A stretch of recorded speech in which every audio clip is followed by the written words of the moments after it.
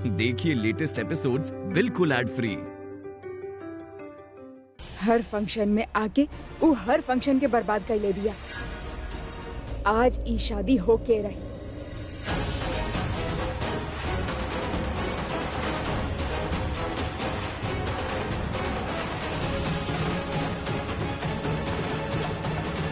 भाग के कहीं जा रहल बाड़ू? तू कोनो प्रॉब्लम है बाड़ू का? ना माहिरा, वो हम टेरेस से उतर के आवत रहनी, यही से तारा ऐसा लगा था और कुछ ना।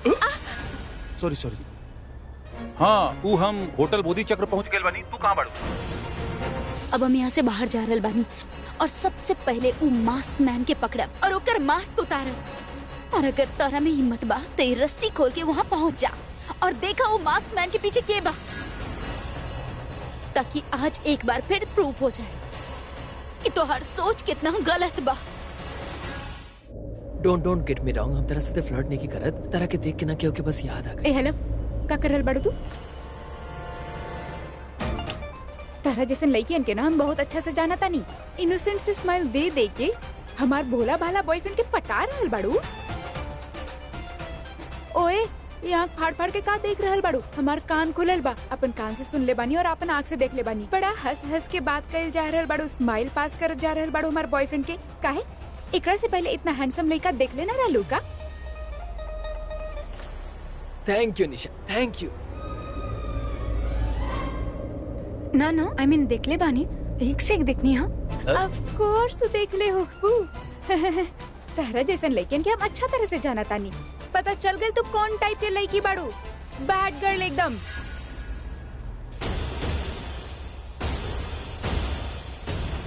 उप्स, ज्यादा जोर से बोल देनी ना। अब का होगी? तहार उठल के बदनामी होगी। एगो काम करो, चला हमरे साथ वहाँ पे खोपचा में बात करे के बताहरा से। चला आवा, आजा।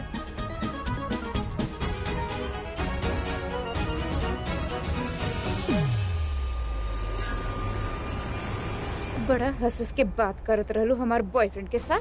पसंद आ गई का ताहरा के? देखो, तू हमरा से इतना कुछ कहले बाड़ू, हम सुन लेनी, लेकिन सच तो यह कि हम लड़का के जाने नहीं तक ना। झूठ बोल रहे बाड़ू तू। देखो, इजा पे इशू क्रिएट मत करो प्लीज। अरे बहन, I am really very sorry. हमके तो पता ही ना रहे कि तू ओकरा ना जानत बाड़ू। हम भी ना खाली फोकट अपन मुंह के तकलीफ दे देनी हम। ओके सॉरी, बाय, थैंक यू। अजीब लड़की बाड़ी।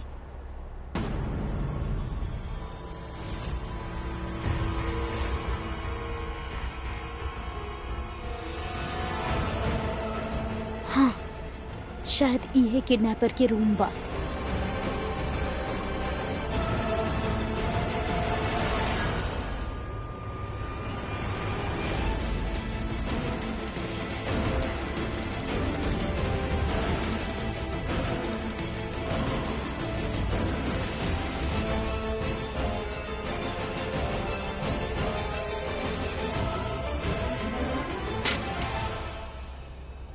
ना, ई किडनैपर के रूम ना हो सकेला, काहे कि किडनैपर इतना देर तक अपन कमरा के दरवाजा खुला काहे रखी?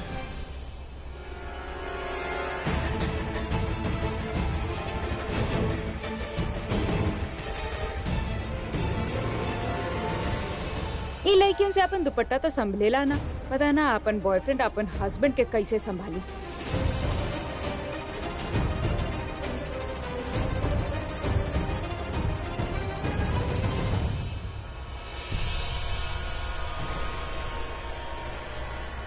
इम्प्रेस्ड? Sorry what? इम्प्रेस्ड काहे? काहे खातिर मतलब? ओ, हमके ई बताए खातिर कि ई रजिस्टर हमने के कोनो सेफ जगह जाके चेक करे के चाहिए। कोनो ऐसन जगह जहाँ पे केहू आवेला जावेला ना। समी, अगर ई बात बना तो I am really very sorry. ई बहुत नॉर्मल से बात बा। बच्चा जानेला कि ऐसन चीज छुप के ही देखल जाला। अरे स्टॉप मिस नॉन स्टॉप कुछ भी बोलना चाहते रहो। हम मास्टर मिस्ट्री के बारे में बात ना करत रहनी। तो फिर हम अपन चाम के इंप्रेशन के बारे में बात करत रहनी ना। तो का ले रहलू कि हम हफ्ता में खाली 2 दिन 4 मिंग लागे नहीं, एगो फ्राइडे के और एगो संडे के। आज ना फ्राइडे बा, आज ना संडे बा, तब हम अपन चाम के जादू चला ले। गलत बोलत रहलू ना हमारा बारे में। तहरा लगा था कि तहार चाम की वजह से तू ये रजिस्टर वो रिसेप्शन से उठा लेला यानी चुरा लेला। बट let me tell you Sameer Luthra, you are highly mistaken. तू ना बहुत बड़ा बड़ा गलतफहमी पाल रख ले बड़ा। तू ही रजिस्टर वहाँ से यही से ले पैला काहे कि हम वहाँ पे बिल्ली पकड़ ड्रामा शुरू कर देले रहनी। हम ओकरा से जानबूझ के झगड़ा कैनी, ओकरा से चिक चिक कैनी, ड्रामा कैनी, और हम काहे ना करी। हम ये सब चीजें में मास्टर बनी। What? Yes. Oh wait let me record this. हाँ, का रिकॉर्ड कर रहल बड़ा? ये जो तू बोले बाड़ू कि तू चिक चिक के महा मास्टर बाड़ू। ए रिकॉर्डिंग बंद करबा। काहे? अरे हमनी जे एजा काम करे आयल बानी का वो काम कर सके नी यार। तेरे से आई नहीं काहे हमके करण सर के साथ आवे की चाहत रहे। अच्छा ये सब छोड़ा, चला कोनो सेफ जगह ढूंढने अच्छा, जाओ। चलो। Let's not waste time.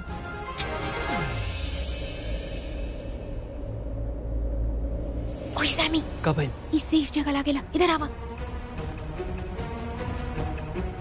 I think यहाँ हमने के केहू ना देखी। चल, हम चल, फटाफट जल्दी नाम से चेक देखा। करते आज की डेट, आज एक की मिनट डेट। देखते। इरा मिल गई। Mister Vikram Ahuja and Mrs Sonal Ahuja. Mister and Mrs Ahuja genuine लागेले, हस्बैंड वाइफ। या। आगे। Mister Anand Sharma and Mrs Priya Sharma. Mister and Mrs Sharma, husband and wife. या या। Mister Mayank Khanna and miss Priya Mathur.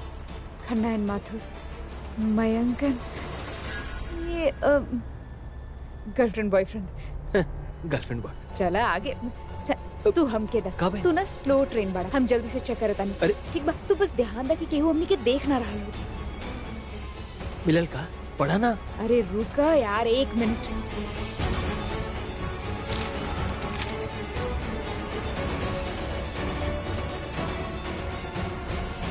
Sammy, हाँ, किडनैपर के रूम के नंबर मिल गए। का रूम नंबर बा के हा? मल्होत्रा। मल्होत्रा यार एक चीज तक क्रिस्टल क्लियर बा। का? देखा ये रजिस्टर में जितना भी गेस्ट बा उ या तो अनमैरिड बाड़े या तो मैरिड बाड़े। इन द सेंस या तो वो लोग गर्लफ्रेंड बॉयफ्रेंड बाड़े या हस्बैंड वाइफ। राइट। लेकिन एकरा में एगो एंट्री ऐसन बा जे कंपनी के नाम के बा, खुराना इंडस्ट्रीज। लेकिन ये कमरा कोनो मल्होत्रा के नाम पे बुक भइल बा। तारा समझ में आ रहल बा? ये दोनों नाम जल न कर रहल बा। एकरा मतलब बा कि एकरा में कुछ तो गड़बड़ बा। I mean entry Khurana industries के बाद, लेकिन आयल हुआ बा मल्होत्रा।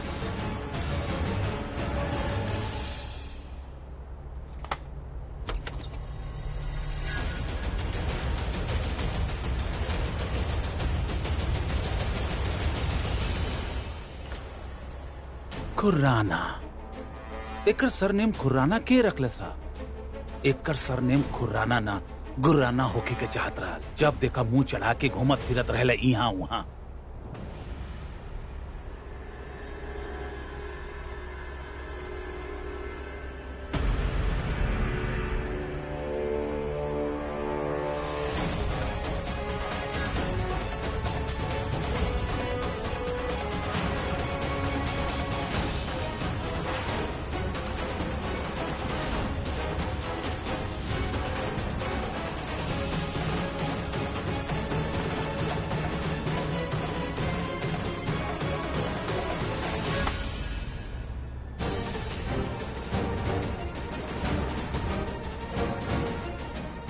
ना ही रिसेप्शन। पीना पिलावल हो गई तक काम के बात करी। काहे हमरा बार बार कॉल करके डिस्टर्ब करत रहलू तू? तोरा पता बा कितना मेहनत मशक्कत के बाद वो पंचायती बिजनेसमैन ऋषभ लुथरा से प्रॉपर्टी पेपर्स पर साइन करवावत रही, पर उ ना कइलस। काहे? तोहरे वजह से, बिकॉज ऑफ यू। तू हमरा बार बार कॉल करके डिस्टर्ब करत रहलू। कॉल ना उठावत नहीं तो मैसेज करत रहलू, मैसेज करके बोल देता रहू कि बाहर आवा हमरा से मिले खातिर। काहे जान के पीछे पड़ल बाड़ू हमार? हम तहार जान के पीछे ना पड़ल बानी, तहार जान बचाए आयल बानी। बहुत बड़ा मुसीबत में फंस गइल बड़ा तू। तारा पता बा समीर और सृष्टि भी यहाँ आ गइल बड़े किडनैपर के, यानी कि तहरा पकड़े खातिर। हो ही ना सकेला, पॉसिबल ही ना बा। एक minute,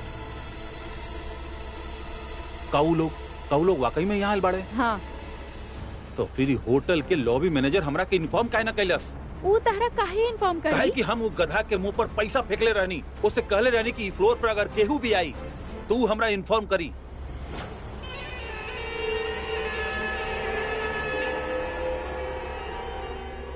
thank you sir. Sir don't worry, हम ई फ्लोर पर पूरा नजर रखब। अगर ई फ्लोर पर हमरा केहू दिखाई देलस तो हम आपके तुरंत इन्फॉर्म करब। आपके पार्टी के कोनो डिस्टर्ब ना करी सर। अब बस सर एक छोटा सा रिक्वेस्ट बा, ज्यादा शोर मत करा प्लीज। व्हाट?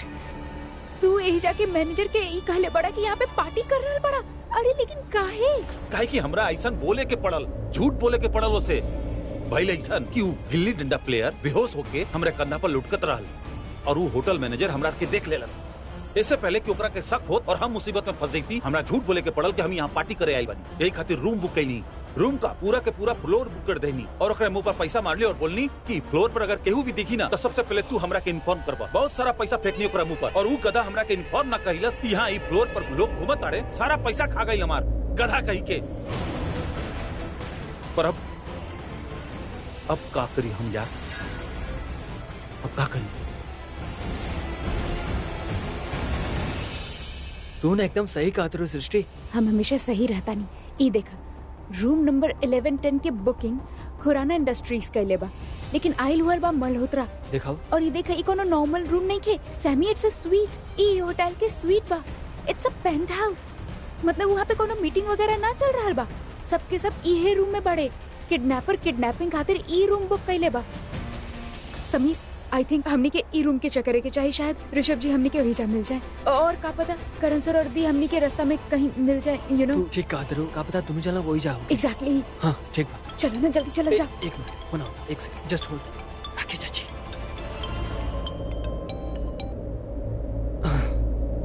जी रखिए चाची।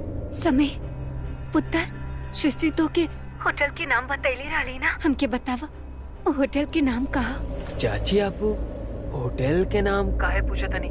और वैसे भी हम घर पे पानी ना, रूम में आके हम बता देता नहीं आपके। ना समीर, तो हमरा से झूठ मत बोला। पुत्र हम जाने नहीं तू घर में नहीं खे, ऋषभ के ढूंढे हुए होटल में गए बड़ा, करण के पीछे पीछे तू भी गए बड़ा के ढूंढे।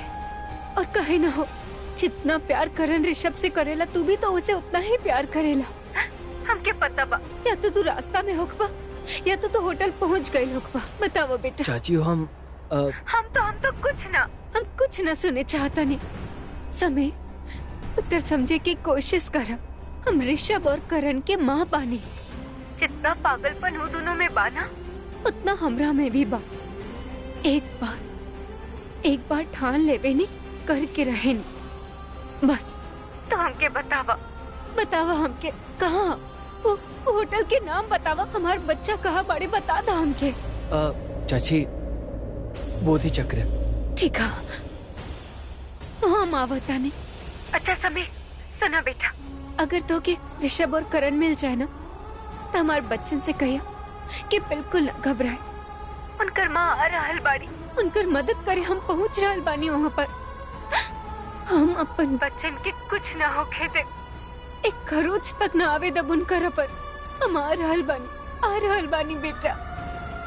चाची राखी आंटी के होटल के नाम बता देला, का कहली हूँ? यही क्यों एजा होता रे? अरे सृष्टि, राकेश चाची की तबीयत बहुत खराब बा और हमने के वहाँ के एजा आए से रोके के बा। कहा कल जाओ यार, जल्दी से तीनों जना के ढूंढे के यार। जैसे वो तीनों मिल जाए लोग ना, हम राखी चाची को फोन करके बता दे कि तीनों मिल गए लोग, चिंता करके कोनो बात नहीं खे, वो एजा ना यहाँ। चले करीना दी, होटल के नाम पता चल गई, चली हमनी चले के। भाभी आप यहाँ घर पे रुकी, होटल के नाम हमके बता दी, हम जाता नहीं। होटल बोधि चक्र। ठीक बा भाभी, आप यही रुकी, हम जाता नहीं। भाग के कहीं जा रहल बाड़ू, कोनो प्रॉब्लम है बाड़ू का? ना माहिरा, वो हम टेरेस से उतर के आवत रहनी, ऐसे तरह ऐसा लगा था। वो हम होटल बोधि चक्र पहुंच गए बानी, तू कहाँ बाड़ू? ओह माय गॉड, शर्लिन उहे होटल में बाड़ी जहाँ ऋषभ और करण बाड़ी। हम फोन पे ये होटल के नाम सुन ले रहने, और शर्लिन हमरा से झूठ काहे बोली कि टेरेस पे बाड़ी। इस शर्लिन को बहुत बड़ खिचड़ी पका रहल बाड़ी, हमके ओकरा से बात करे के पड़ी। करीना दी, अब हमके अकेला छोड़ के कहाँ जा रहल बानी? अब का चाहनी? हम पागलन की तरह ही घर में एक एक से पूछी कि हमार बच्चन कहाँ बाड़े, हमार करण कहाँ, हमार ऋषभ कहाँ, कैसे ना हमार बच्चा। करीना दी, हम उनकर माँ बानी, हमार बच्चा मुसीबत में बाड़े, उनके हमार जरूरत था। हम अपन बच्चन के पास जाए चाहता नहीं। और करण भी तो ऋषभ के पीछे पीछे गए होटल के तरफ, कहे कि वो ऋषभ से प्यार करेला। हम भी अपन बच्चन से प्यार करेनी, उनके साथ साथ प्रीता भी बहुत मुसीबत में बाड़ी। दीदी हमने के पास ज्यादा वक्त नहीं है। हमके हमारे बच्चन के पास जाए क्या दीदी प्लीज, हमके हमारे बच्चन के पास जाए क्या, हम आपके सामने हाथ जोड़ा तानी प्लीज। भाभी प्लीज प्लीज समझे की कोशिश करिए, आपके तबीयत खराब बा, अभी अभी आपके चक्कर आत रहे। चक्कर वक्कर कुछ ना आ रहा हमके, हम ठीक बाने। करीना दी एक बार हम अपन बच्चन के देख ले ना, बिल्कुल ठीक हो जाए प्लीज। हम आपके आगे हाथ जोड़ता नहीं। भाभी प्लीज प्लीज रोई मत, ठीक बा चलिए। चलिए। I hope you like the hotel sir. तो हम ये होटल के लॉबी मैनेजर बानी, हम आज से ही होटल ज्वाइन के लिए बानी और आज होटल के हमारा पहला दिन बाद हम चाहता नहीं कि होटल के हर गेस्ट के खुदे अटेंड करी ताकि कहीं पे कोनो प्रॉब्लम ना होके। Please come this way, this is your room sir. Thank you, please come, let me show you the room. Master की, हाँ मास्टर की तो चाहिए हमरा के। अगर ये की हमरा के मिल जाए तो हम ऋषभ जी की कोनो भी तरह ढूंढ ही ले, लेकिन हम एकरा से ही मास्टर की मांगी कैसे, एकरा के सच्चाई बता दी का। Enjoy yourself sir, thank you very much. Excuse me, may I help you ma'am? हाँ, आप इतना नर्वस काहे लगता नहीं? आप ये होटल के गेस्ट बनी ना? ना ना, आप ये होटल के गेस्ट तो ना लगाता नहीं शायद। वेट, अथॉरिटी के इन्फॉर्म करता नहीं कि होटल प्रेमाइसिस में कोई बाहर के लोग घुमाता, अनवांटेड गेस्ट। वेट,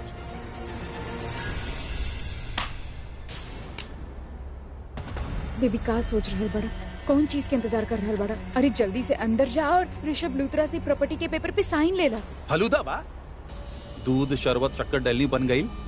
तोरा का लगता ई मास्क पहनब, अंदर जाए और बोलब भैया इला अपना सब कुछ हमरे नाम कर दा, और उ कर दी। पृथ्वी तू हमरा से ऐसे काहे बात कर रहा है बड़ा? हम तो तार मदद करे चाहता नहीं। मदद? तू हमार कोनो मदद वदद नहीं क्यों करा? तू पता बा का करत बाड़ू? हम बताओ तनी। तू हमरा सिर्फ और सिर्फ स्ट्रेस और टेंशन देता रू, हमरा नर्वस करता रू। यहाँ पे हमारा दिमाग खराब होता ये सोच सोच के कि हम वो ऋषभ लूथरा के संभाली, उसे प्रॉपर्टी पेपर पर साइन ली या फिर लूथरास के संभाली। सबसे पहले आगे लू गिल्ली डंडा प्लेयर, अपना बड़ा भैया के बचावे खातिर, ओकरा बाद आगे तू हमरा अलर्ट करे खातिर। काहे आइलू तू यहाँ पे? वहाँ लूथरा हाउस में पड़ल तू ना, वहाँ रह के हमारा सपोर्ट कर तू, हमारा हेल्प कर तू। अरे कुछ तो कर तू, उ लोग के रोक तू यहाँ आवे से। तू तो ऐसे बात कर रहल बाड़ा जैसे तू हमार फोन हर वक्त उठावत रहला, हमके पल पल की खबर देत रहला। तू कहाँ बाड़ा, का कर रहल बाड़ा, केकरे साथ बाड़ा? अरे एक बार फोन करके बता देता कि तू ऋषभ के किडनैप कैले बाड़ा। समझ जाई तू ना, खुदे समझ जाई तू। अपने आप के बहुत समझदार समझेलू ना, तो समझ जाई तू। वैसे तो बहुत गाना गावत रहेलू कि हम द ग्रेट सरलिन, हम बहुत इंटेलिजेंट, हम बहुत स्मार्ट, हमू फलाना ठिकाना। अब का भाई, जब दिमाग लगावे के रहल तो लगैलू ना। जब आज सुबह हम तोके कॉल करके कहले रहनी कि हम आज पंचायती बिजनेसमैन के किडनैप करके प्रॉपर्टी पेपर्स पर साइन करवावे वाला बानी, तो तोरा समझ जाए के चाहिए ना कि हम तुहार बात ना मानम, बल्कि हम खुद के बात मानम। मान गई नहीं, मान गई नहीं। अगर तू वाकई में हमार हेल्प करल चाहत रहलू, हमार सपोर्ट करल चाहत रहलू, तो लूथरा हाउस से कर तू। लूथरा हाउस में केहू तरह के ड्रामा करके वहाँ आग वाग लगा के सब लोगन के रोक के रख तू। वो लोग आग बुझाने में बिजी हो जाते और यहाँ ना आते और हमरा खातिर मुसीबत अगर ना हम बना। वहाँ पे आग लगा देती तो करण और माहिरा की शादी कैसे हो खात? वो दोनों की शादी से तारा कोनो फर्क ना पड़ेला, लेकिन हमके बहुत फर्क पड़ेला। वो शादी हमरा खातिर बहुत इम्पोर्टेंट बा। हाँ, बहुत इम्पोर्टेंट बा, बहुत मजा आयल उनकर शादी में नाच के। मुबारक होके हो गई शादी उनकर। हाँ, जिनकर शादी के तू बात करत बाड़ू तो यहाँ पड़ल बा, बेहोश लाचार, हमने कब्जे में करवा पहलू उनकर शादी। तू प्रॉपर्टी के पेपर पे साइन करवा पहला? हाँ, ऋषभ तक होश में बात, हर कब्जा में तू साइन करवा लेला का?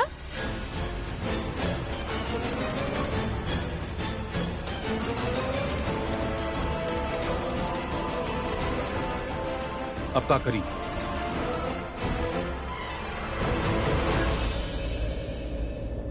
उहे जे करे के चाही।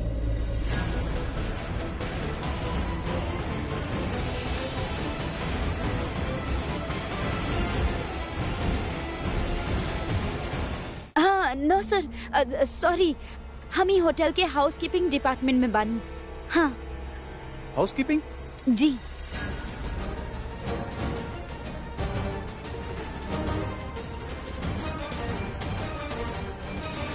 ओ का भइल ना सर, आज जब शिफ्ट शुरू भइल तभी कोनो गेस्ट के हाथ से हमार यूनिफॉर्म पर पानी गिर गइल, तो ओकर बाद I have to change my clothes. तो हम वो कपड़ा पहन लेली जे हम घर से पहन के आयल रहनी। लेकिन हम गहनी ना घर काहे कि सर बहुत काम रहे। अब गेस्ट के सर्व कइल और हमनी के डेडलाइंस रीच कइल।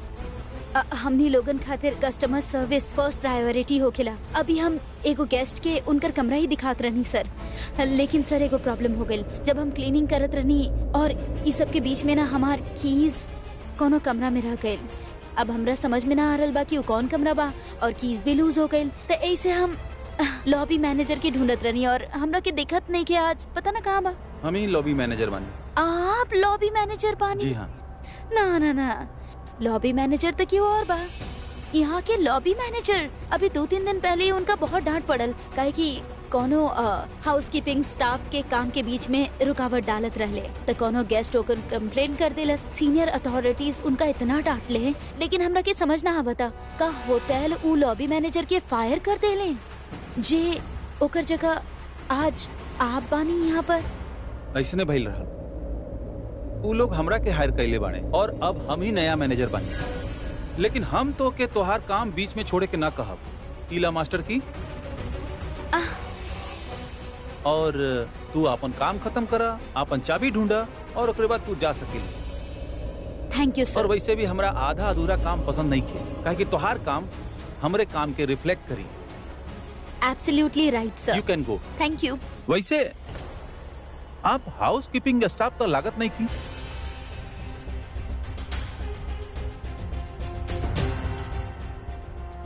एक्चुअली यू आर राइट, हम हाउस कीपिंग डिपार्टमेंट में ना बानी। What? I am a doctor, a physiotherapist, a psychologist. I am a psychologist और ई होटल हमरा एगो सीक्रेट मिशन में अपॉइंट कइले बा।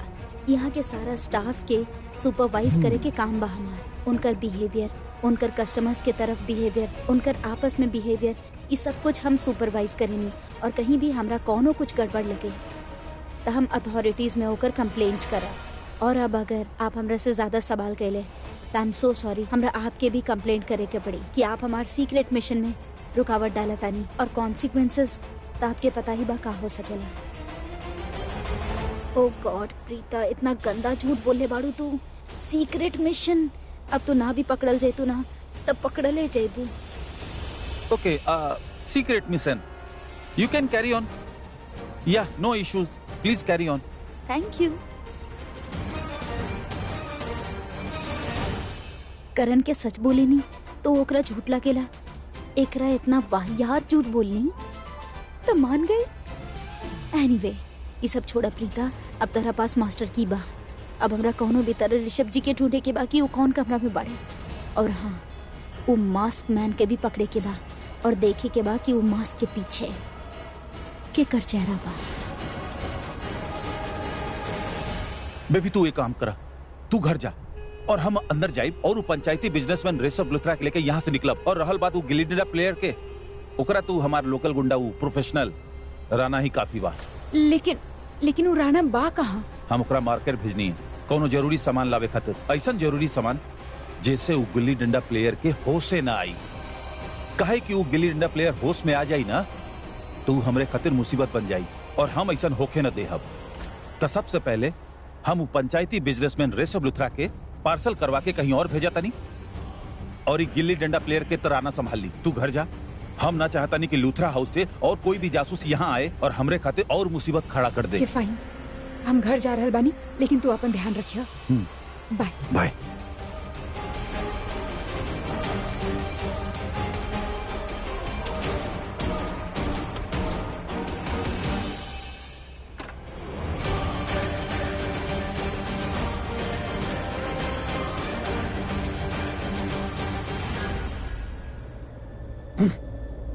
प्रीता अरोड़ा तो समझत का बड़ू अपना आपके रस्सी खोले के बजाय बांध के चल गई। हम जरत मानी तो ऐसा काहे कहलू ताकि तू प्रूव कर सका कि हमसे बेसी स्मार्ट बाड़ू। दा करण लूथरा से बेसी स्मार्ट बाड़ू। एक बार हमारा हाथ खुल जाए, ये रस्सी खुल जाए, फिर बताओ बनी के बेसी स्मार्ट बा। मतलब रस्सी के नॉट खोले के बाद वो तो सनी क्यों हो रहा यार? क्यों आ गई ना? मतलब हम होती तो कितना जल्दी कर देती। प्रीता अरोड़ा तू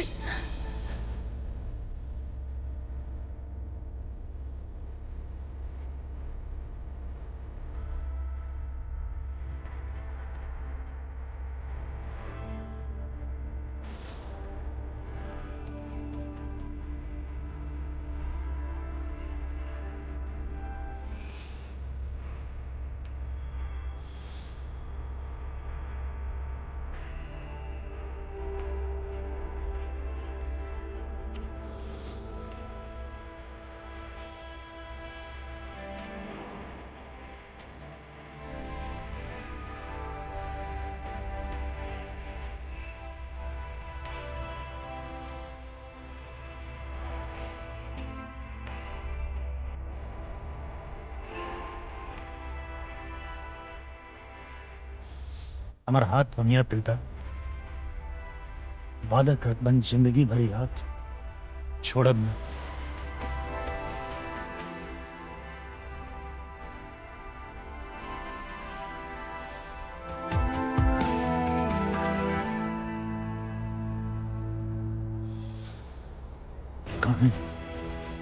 काहे हम प्रीता के आंख में ऐसे गुम हो जाने लगेला कि सब सही हो जाए, लेकिन हर तरफ प्रीता कुछ ऐसा कैले हो खेले कि ओके देख के हमके गुस्सा आवे लग चला अपना आप पर। गुस्सा आवेला कि काहे हम हर बार लड़की पर विश्वास कर लेनी। शरण, दी, अरे oh my God, प्रीता, तू दोनों यहाँ का कर रहा? हम काले रहनी ना कि आप 10 मिनट में फोन ना करबो तो हम एजा पहुँच जाए। आपके फोन ना आए तो हम पहुँच गए नहीं। अरे सृष्टि, कितना पागल पड़ तू। हमरा खातिर इतना बड़ा रिस्क लेवे की का जरूरत रहे? अरे काहे ना लेती, एक ही तो डॉक्टर बहन भी हमारा, ऐसे मत बोला यार। ना, I am so sorry Sameer, हमार वजह से सृष्टि तरह बहुत परेशान के लिए। अरे ओ हेलो, एक्सक्यूज मी, हम कोनो परेशान ना कैले बानी, ई हमके परेशान हम? कैले बा उल्टा। अरे प्रीता, ये झूठ बोलती है, हम कब परेशान के लिए बनी? समीर, हम जानत आनी कि तू सही बोला था। अच्छा, बहुत सही। हमरे खिलाफ दोनों मिलके गैंग बनैले बड़, लेकिन बोलिए मत, हमने ये जो गैंग बनाए ना, यहाँ पे जो गैंग ऑलरेडी बा ओके चीड़ फाड़ करके ऋषभ जी के लेवे आयल बानी। वैसे ऋषभ जी किधर बानी यार? हाँ समीर, हमरा के इतना पता कि ऋषभ जी एग्जैक्टली कहाँ बाड़े, लेकिन ये जरूर पता बा कि यही में से कोनो एक कमरा में वो किडनैपर ऋषभ जी के बांध के रख ले बा। प्रीता, तारा और ऋषभ भैया के बचावे खातिर करण भाई भी तय जाए रहन, वो कहाँ बड़े? हाँ, करण कहाँ पर बा वो हमरा पता बा। कहाँ? बंधल पड़ल बा कुर्सी से एक बंधल? कमरा में। बादल पड़ल बाना मतलब तू खुल्लू काहे ना? खोले रहनी ना, आधा खोल देले रहनी, लेकिन ओकर मुंह भी तो बहुत खुलल रहे ना। इतना बकवास करेला, हमरा सुनते जात रहे कि हमार दिमाग खराब कर देलस, तो हमू गुस्सा में वापस बांध देनी ओकरा। एनीवे, तू ओकर चिंता मत करा, बड़ा तिगड़म बाज किस्म के लड़का बा, कुछो ना कुछो करके अपना आप के खोल के यहाँ आइए जाई। और वो किडनैपर बाना, वो जानत भी नहीं के कि दी ग्रेट करण लूथरा बा के कोनो क्रिकेटर बा कहा बा, ओकरा कुछ ना पता। सो ही सेफ। फिलहाल हमने के ऋषभ जी के ढूंढने के चाहिए। कि देखा हमारे हाथ में का बा, होटल के कमरा के मास्टर की बा, बड़ा मुश्किल से अरेंज के ले बनी। अरे आप मास्टर की अरेंज भी कर लेनी? अरे ये तो हमार काम रहे, तो हम क्या करे के रहे? कौन बात ना, तू समझ ला, तो हाँ काम हम कर देनी। अब हमने मिल के जे करे के बा वो करत आनी। चला ऋषभ जी के ढूंढल जा, हर कमरा में जाए के पड़ी, और अगर वो कमरा गलत निकलल तो हाउस कीपिंग बनी सॉरी बोल के बाहर निकल जाए, जब तक हमने की वो कमरा ना मिलेला जहाँ ऋषभ जी के कैद करके रख ले। अरे एकर कोनो जरूरत नहीं है प्रीता। काहे? मतलब ई हमनी के एगो रूम नंबर पे शक बा, room number as in room के बुकिंग पे शक बा दी, और हमनी के ऐसा लगा था कि किडनैपर उहे रूम में ऋषभ जी के किडनैप करके रख ले होगी। ओके, कौन रूम बाहू? हाँ, रूम नंबर का रहे? 1110 करके एगो रूम नंबर बा, और ओकरा में आई थिंक किडनैपर आपके, ऋषभ जी के और करण सर के ओही जे किडनैप करके रख ले होगी। आई मीन अलग अलग रूम में, लेकिन स्वीट एक ही बा। समझ गई नी ना? Room number 1110। या चले के?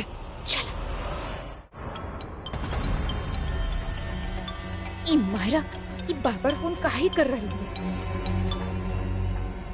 हाँ बोला माहिरा। शरीन कहाँ पे बाड़ू तू?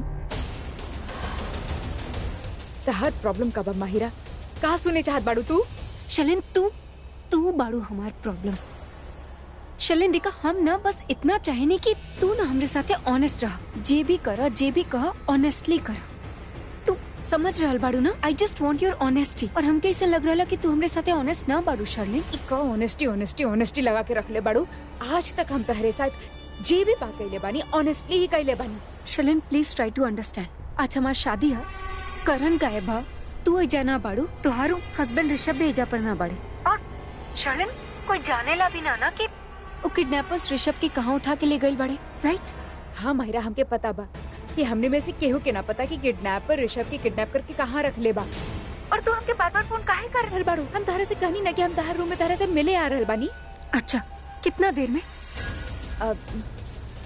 हम वॉशरूम में बानी, 10 मिनट में आ रहल बानी। नफ शर्लिन, हम अच्छा से जाने नहीं तू घर पे ना बाड़ू, हम ये भी जाने नहीं तू ये वक्त कहाँ बाड़ू। तू होटल बोधि चक्र में बाड़ू, राइट? शर्लिन, ऋषभ के किडनैपर्स ओके कहाँ लेके गए बाड़े केहू के बिना पता, ओके बाद भी तू होटल में वहाँ का कर रहा बाड़ू? हम बहुत सारा चीज के बारे में I am not sure, but I am still dead sure कि तू जाने लो कि ओकर किडनैपर के बा। शर्लिन, या तो तू हमके साफ साफ बता दा कि का चल रहा ला, न तो हम अभी जाके लूथरा फैमिली के सब कुछ बता दे। हमके बतावा तू कहाँ बाड़ू, हम ये होटल में बानी। हम रूम नंबर 1110। वही जा आजा, हम तरह से मिलत नहीं। ठीक है।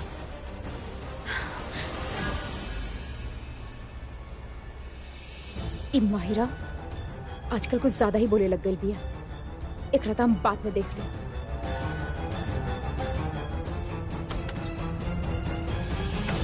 चुपचाप चला यहाँ से। अबे एक मिनट हमरा के खींचा मत, हाथ मत लगाइया, हाथ मत लगाइया हमरा के। तू जितना हाथ पैर मरबा तोरा खुद के लगी कि तू जितना हाथ पैर मरबा हिलेबा तोरा खुदे परेशानी होगी। हमके घंटा कोनो फर्क ना पड़ी। तकलीफ तू दे तरा और एक हर जाना तारा बढ़े के पड़ी। तू जाना तारा ना हम के है, तू बहुत पछताई बा। यही से कहता नहीं कि अभी वक्त बा, हाथ हमार खोला, हमारे भाई के छोड़ दा, हमरा के जायदा। छोड़ दी और ओकरे बाद का? हमनी के ई योजना, ई षड्यंत्र यही खातिर रचले बानी की तू हमरा के ना, हम तोहरा के ना छोड़ी और तब रिहा करी तोहरा के जब तू हमार कुछ ना बिगाड़ पाओ, कुछ ना उखाड़ पाओ। बिगाड़ तू हमार कुछ ना पाई बा।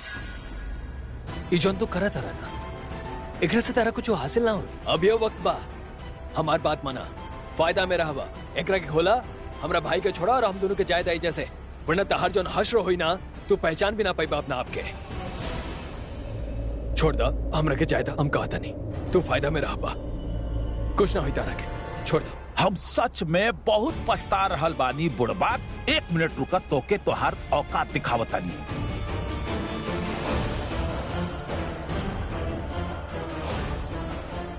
का कर तारा? का करतानी? यहाँ बैठा। एक मिनट हमारे बात सुनो। एक बात सुनो, हमारे दिमाग के दही कई दिले बड़ा तू बकबक करके। अब देखा तो के अभी दिखावतानी, बेहोश कर दे अब तो के। सुना हमार बात सुना, हमरे के बेहोश, हम तारा के, हम बोलता नहीं, जॉन तू बोलबा। हेल्प, क्यों बा? अरे क्यों बा? हेल्प, अरे हेल्प मी प्लीज। अरे हमार बात सुना, हम तारा के जॉन कहता नहीं तो। अरे चुप कर बे। हेल्प हेल्प कहा कि ई कमरा ध्वनि प्रमाण बा, तोहरे भाषा में साउंड प्रूफ। अंदर से आवाज ना बाहर जा सके, बाहर से आवाज अंदर ना आ सकी। का लगत बा तोहरा के कि हम तोहरे तरह बुर्बक बानी? अरे बहुत बुद्धिमान बानी हम। तोहरे ऑप्शन के योजना और बर्बाद करे के षड्यंत्र बिल्कुल सोच समझ के रचले बानी हम। अपहरण के ही ना, अपहरण के बाद के भी योजना सोच के रख ले बानी हम पहले से। चीखे चिल्लाए से कुछ फायदा नहीं खे। मुफ्त में सुझाव देता नहीं तोहरा के, चुपचाप बैठल रहा। उ कहा ना कि होई उहे जो हम चाहता नहीं। हम यूं जाता नहीं और यूं आवता नहीं। अरे बुड़बक खामोश हो गई। अरे इस ससुरा बेहोशी के सामान कहाँ चल गई पता नहीं। मत कर, हम तेरा से रिक्वेस्ट करता नहीं, ऐसा मत करा। तारा जॉन चाहिए तारा मिल जाए। अरे फिर बोल ला तू। अरे चुप रहा ना, हम आ रहल बानी, रुका। तू जॉन करे तरह गलत करे तरह, हमारी बात समझा, हमारी बात सुना। उम्मीद करता नहीं कि लोग 11-10 रूम में मिल जाओ लोग। I just hope. इन्हें चला।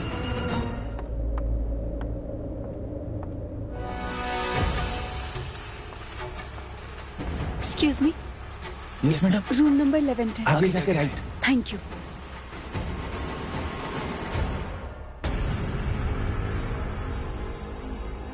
ईराना पता ना कहाँ बार बार गायब हो जाला। गधा कहीं के, कहीं दिखाई नहीं देता। कहाँ गई? बॉस, अरे का बॉस, कहाँ गायब हो जाला बार बार? हाँ, बेहोशी की दवा कहाँ बा? जल्दी दे। का बॉस, आप हमेशा घोड़ा पर सवाल रहे नहीं। ई ले दवाई। काहे कि तू बहुत स्लो बड़ा, यही खातिर हम तोरा के घोड़ा लगाता नहीं। काहे कि हमारी स्पीड बहुत फास्ट बा। हमरे तरह बना घोड़ा। जब स्पीड में दौड़बा तब तरक्की करबा जिंदगी में। ओके बॉस। समझला? अब चला, जल्दी से गाड़ी के पार्किंग से निकाला और होटल के बाहर खड़ा रहा। हम आवत नहीं फटाफट। ओके बॉस। स्पीड में। स्लो बानी बॉस, गधा कहेंगे।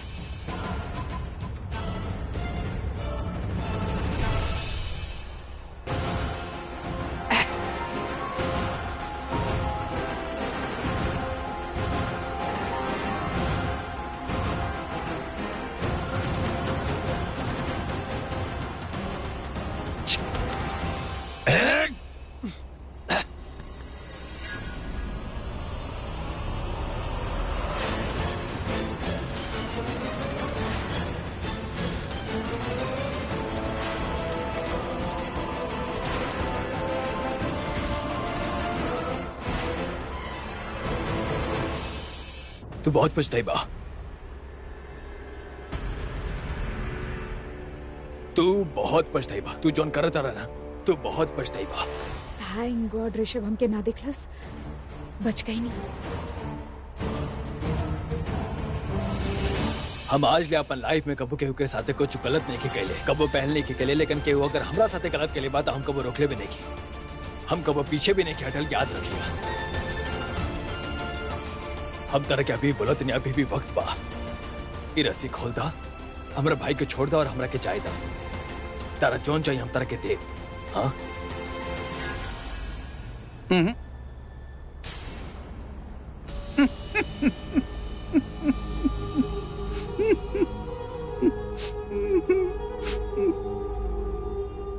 का डायलॉग मरले बाड़ा, सीटी मारे के मन करता। तू लूथराज, सब लूथराज का डायलॉग मारेला। तू लोगन के यही अदा पर तो हम फिदा बानी। कबो कबो हमरो मन करेला कि हम भी लूथरा फैमिली के हिस्सा बन जाई। अरे हिस्सा से याद आइल हमरा के, हिस्सा गइल तेल लेवे। कहा कि तुहार लूथरा खानदान खुद एगो खिस्सा बने वाला बा। कहा कि लूथरा के सब कुछ हमार होखे वाला बा। चला, बहुत हो गई, बहुत टाइम पास, डायलॉग बाजी, ये सब बहुत हो गई। जौन काम करे के बा ऊ करतनी। तू गलत कर तारा। तारा के सब करे के जरूरत नहीं, क्या समझा?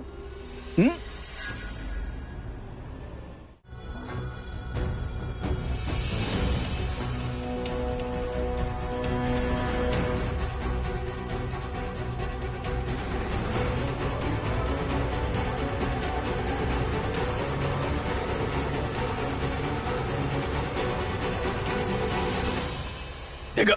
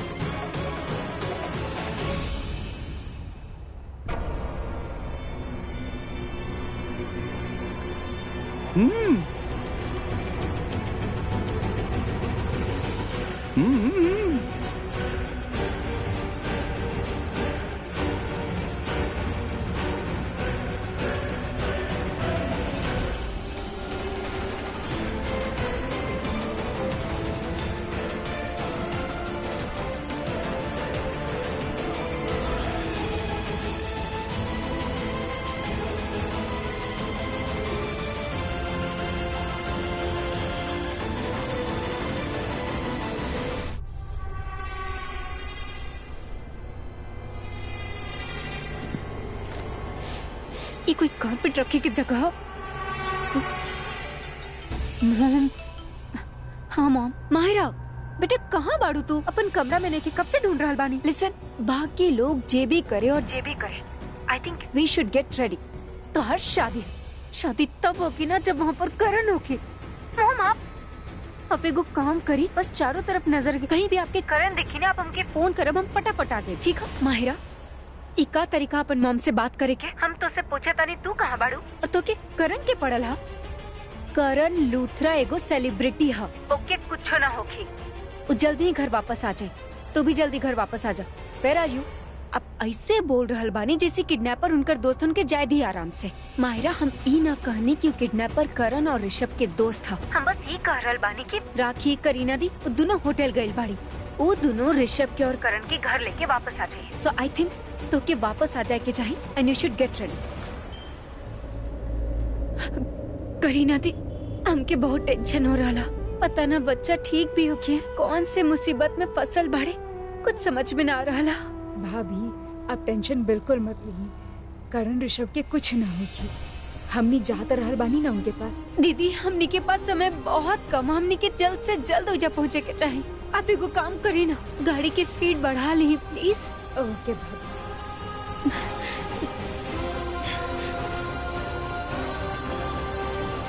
मॉम, कुछ भी हमके समझ ना आ रहा, हम का करी? हमारी शादी है और दूल्हा गायब है। करण के तक कुछ ना भइलो, ऋषभ के वजह से हमके सजा मिल रहा है। हमारी शादी रुक जाई। हम बहुत स्ट्रेस में बानी मॉम, हम का करी? हमके आज ही शादी करे क्या, कैसे भी करके हम का करी? मायरा बेटा काम डाउन, इतना ओवर रिएक्ट करके कोनो जरूरत नहीं है। दूल्हा गायब ना भइला, अपन भाई के बचावे गइला and he will be back. इतना स्ट्रेस लेवे की कोई जरूरत नहीं है, और स्ट्रेस से का होगी? इट्स नॉट गोना हेल्प यू। तो ये करी हमारे हेल्प कैसे होगी? डैड का यस बेटा, पर ओकरा खातिर हमनी के डैड के सब कुछ साफ साफ बतावे के पड़ी कि तू करण लूथरा से शादी कर रहल बाड़ी। टेल मी, कॉल करी उनके।